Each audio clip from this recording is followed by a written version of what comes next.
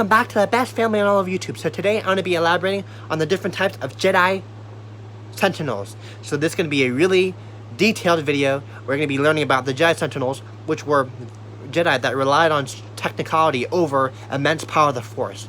So they professionalized in computing and understanding army dynamics. So they were able to sense when something was going to happen, something altering was going to happen. They had powerful connections to the Force that allowed them to sense a complete alteration in battle. And many of them utilize battle meditation, which is a power that many Expanded Universe fans know as something that Yoda is capable of, Satele Shan is capable of, that Bastila Shan is capable of. So okay, you got the Jedi Recruiter. Working as members of the Acquisition Division of the Order, the Jedi Recruiters hone their talents learned from Jedi investigators to track down and identify Force sentinels that were going to become Jedi Padawans or Jedi younglings in the Jedi Order. Republic law required all newborns undergo testing to make sure that the midichlorians is high enough for them to take their time, and whether they're capable, and whether they have in their midichlorians a very, very, very solid amount of light side and light essence, as they almost did not take Anakin because they sensed darkness in him and his fear. So the Recruiter would definitely make sure that the Jedi, the child or the baby, had qualifications that helped them get on the Jedi path. So if you didn't know, some of the council members are Jedi Recruiters, definitely, like Plo Koon, founded Ahsoka Tano. If you don't know, Ahsoka Tano is the main Jedi in the Star Wars The Clone Wars, the apprentice of Anakin Skywalker, and he sensed that she had so much power.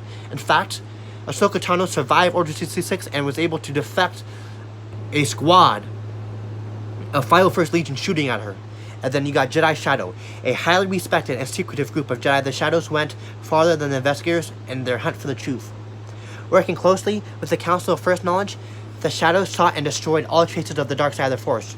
So they were powerful in sensing darkness and able to take down darkness, able to maintain their patience and concentration, because many of the Jedi, especially those who were, I'm going to say Guardians, they struggled to concentrate when fighting against Sith. And that's why you see many of the Jedi, they completely lose their life over a small mistake. Like Qui-Gon, when fighting Darth Maul, he made a small mistake in his lightsaber combat, and it made him lose his life. They went way more farther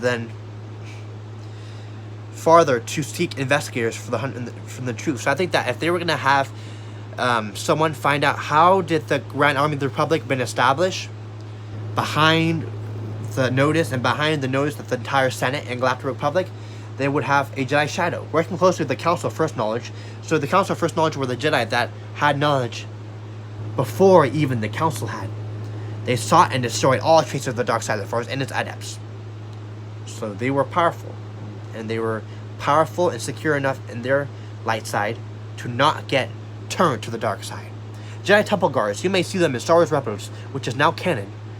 They were anonymous sentinels. You would never even know their identity, but they served as security force, and they were protecting the Jedi Temple security. So if you didn't know, when you were going to go to the Jedi Library, there are Jedi that were protecting the holocrons and the books and the study about ancient Jedi and Sith.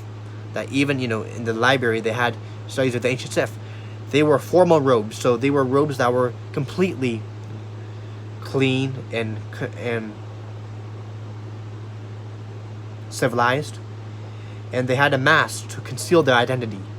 They carry imposing lightsabers, pikes, thick double-bladed weapons that produce a rare and distinctive yellow blade. So yeah, they were powerful, and they could hold a yellow blade that definitely, it's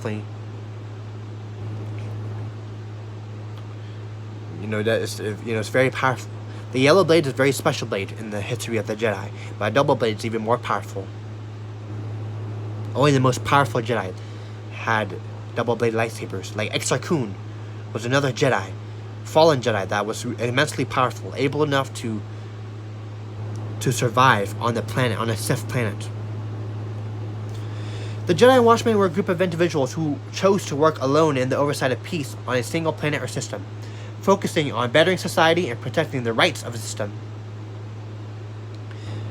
They were the Jedi that watched and made sure that the civilians on each planet had the rights and secure their rights in galactic society. Made sure that maybe the Wookiees weren't in prisons, or maybe made sure that the Mon Calamars were not suffering by imposters.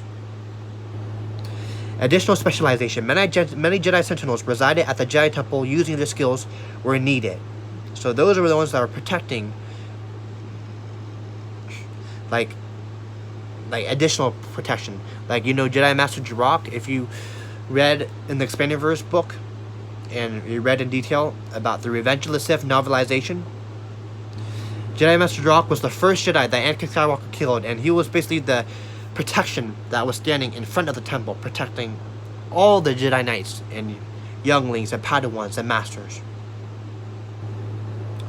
They were staffed by tech experts who specialized in the maintenance of droids. So if you didn't know, some of the ways to train Jedi Padawans were using droids. Not the same droids used in the Confederacy, but droids that could be turned and turned off, and made sure that by accident that they would not hurt or damage a member of the Jedi Order.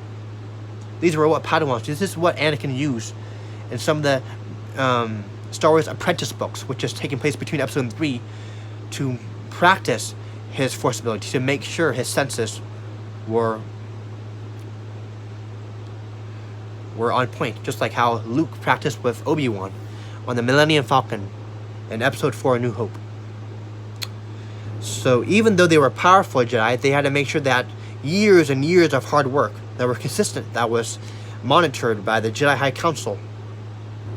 And yeah, hopefully you understand that the Jedi Sentinels were either securing their connection and relationship with civilians outside of Coruscant, and that many of them were protecting holocrons and ancient Sith artifacts and ancient books, and protecting droids that were used as training for young Padawans. If you enjoyed my video, please smash the like button, comment, and subscribe. Thanks for watching, and like always, may the Force be with you. If you want to follow me on Instagram, follow me on Instagram. My Instagram is TheRealTanley.